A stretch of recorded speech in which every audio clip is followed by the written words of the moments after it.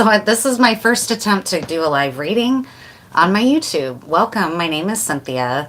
I'm really excited because normally I haven't had a strong enough signal to go live where I live. I live in a rural setting, but I love to do live readings. And so it's looking like it might work this time for the first time. Although I just had a connectivity issue a second ago. It looks also a little bit crooked. But you know what? I'm just going to go with it. It's okay that it is showing up a little bit crooked. I used my last little incense charcoal here in honor of this reading. So hopefully it doesn't poop out on me. It might though. It might have already kind of quit burning because I'm still learning how to work with this. I don't know. Anyways, I'm not going to mess with that too much because I want to make sure that I manage doing a live okay. It's a little dark. It looks like it's a little bit dark in here. I wanted to use the Marseille deck. That's the deck I'm feeling the most drawn to do this reading. So let me just find that real quick. I didn't get prepared ahead to do a live. That'll be my first note to self. Make sure I'm more prepared than this when I want to go live so that you don't sit and wait for me to get ready. Here we go.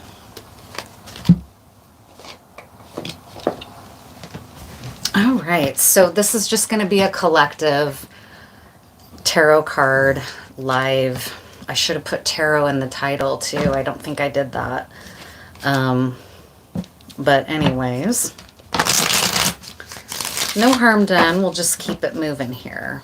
What is going to be important collectively to come out right now for my first live stream on my YouTube channel? A couple other things posted recently that you might be interested in. I got a financial layout posted that I did yesterday. I did a scrying session this morning. That might be it. What's an important collective message to come out for this first live stream? Looks like it's so far so good. Still streaming. Okay. Thank you for being here. And so anyone knows that's catching this, this is my first live stream and I don't have access to a separate thing where I can view the chat, so I'm not going to be able to respond to anybody's chats. I'll keep working on that though. Thank you for being here if you are tuning in. This is a collective general reading. My name is Cynthia. And I'm so excited because this is my first stream from a rural location. What's going to be important for us collectively? There's been some news. This is either reflects you or it reflects news coming towards you of an important nature. It's news that came in really quickly. It came in to interfere with your psyche and your flow mentally. Not necessarily in a good or bad way yet. We're not sure, but it's definitely come in quick. And it has rocked your world a little bit because in the vulnerability position is the Tower card. So you found something out recently. If you're in the United States, this could be something like the recent election. But and this is a collective message, so that very well could be. But let's just see what else. It has to do with your happiness. And again, there's a second knight here. So there's two knight energies in the foundational positions, or the foundational column of this tetractys. And so there's something about communication and messages and fast moving energy, and it has to do with your joy, and it also has to do with your passion with this Ace of Wands in the Fax position. So this is fire element action. Everything's in play with the fire element that's creating a very shocking turn of events that's got you in a feeling vulnerable. You're not sure if you're going to maybe be able to keep up with all this rapid change, but there's happiness involved with it. I don't know why it's creating a vulnerable tower for you. Maybe the tower is happening around you. That could be, although this tends to be your vulnerability, but there's also joy very much in place here. So let's just keep going. You're on a threshold of something new. Oh no, I forgot to turn off that heater. Here, I'll just get up and do that because it's going to be too noisy otherwise. Let me turn it off.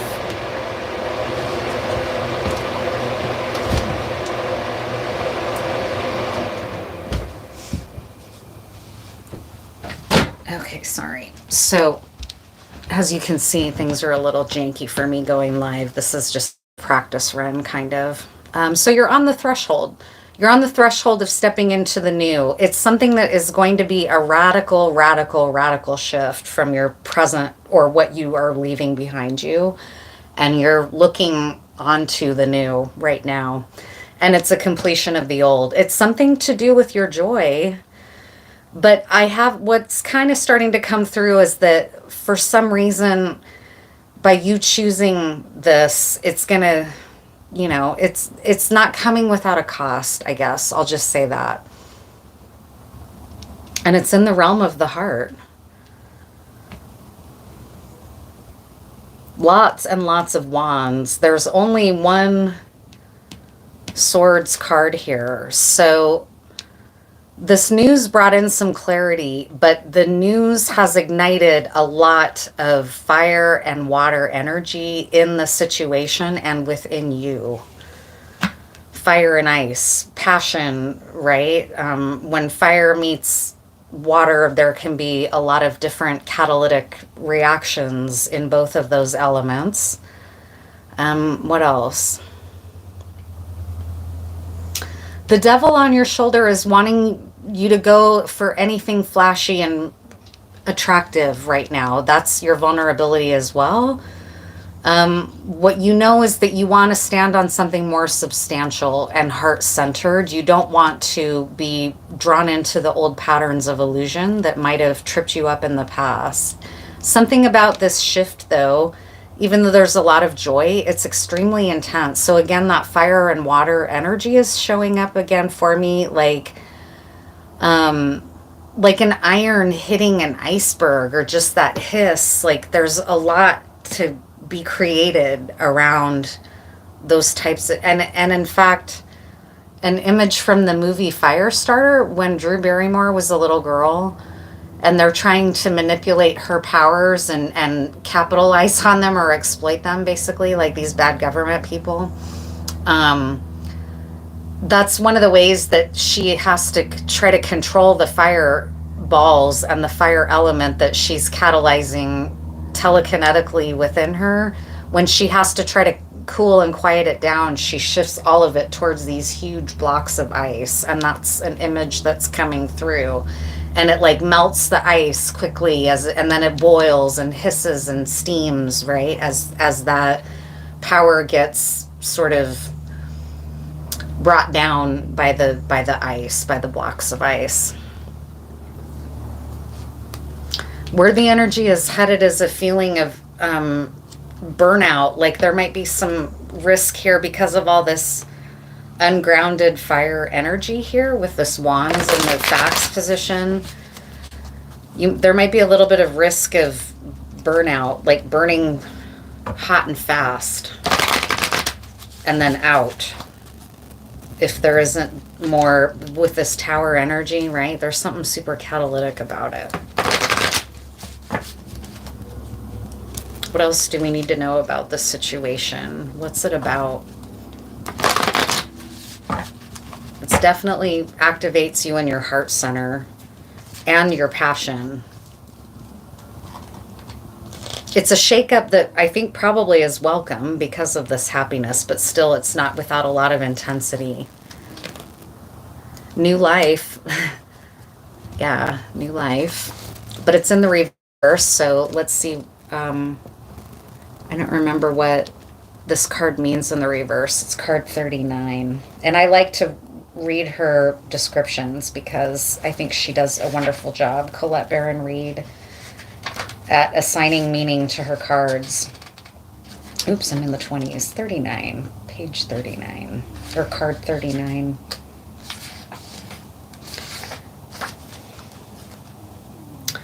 You must acknowledge your inexperience and gently allow yourself to be like the delicate new bud opening. It's okay to admit you may not know something. You are at the beginning of things and haven't yet hit your stride, this Ace of Wands. So that's a warning to pace yourself. You haven't yet hit your stride.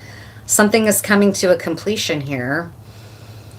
Be immersed in the newness of it all and don't try to rush the learning process. New life has its own timetable for maturity. Be here now. Life loves you. So that's going to help you avoid a complete burnout that a 10 of wands can bring, that could result in like not making it across the finish line because you burn too hot and too fast, like a sprint, when really you're in more of a marathon. That's an analogy that's coming through.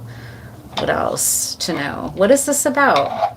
What is burning out around what? Something to do with the heart. What is this situation here and newness? What is the circumstance for you? God, it is so dark in here. I should have turned on a couple other lights. Well, you live and learn for your first live. Right? I'll do better next time. What's this about? And if you're just tuning in, like I was saying at the beginning, I don't have a way yet to monitor the chat. So anyone chatting in here, I'm sorry that I can't answer you. I'll work on that though, so that I can interact in lives with the chat better than I can right now. It's about love. The Ace of Cups and now the Ace of Wands. You're an Empress energy. Queen of Pentacles or Queen of Discs energy is an echo of the Queen of the Empress and the Ace of Cups. So this is in the realm of the heart. Wow, the Empress juxtaposed against the Tower. This is really potent, whatever's going on. And my sense that this is in the realm of love, maybe romantic love. There's an evening out after this Tower. So the reordering of things has made you feel quite vulnerable, and it might have made everybody involved feel very vulnerable, even though it's also very joyful. It's so new and so passionate and so lit that it's got people feeling like, holy fuck, like this is a lot. Like 10 of Wands, like it could burn right through you or burn you out if you don't ground it in. And that's what the 6 of Pentacles is saying here, along with this Queen, is like, slow down. This fire is burning through you really fast. So what you can do is tap into your earth energy inside you and get into more of an energy of repose so that this fire can kind of be channeled through you, but not in a way that burns you out, I guess. And it has to do with love. So maybe what I'll do now is pull from the Lenormand, since it's right here, and we'll just see about any, like, who are the players?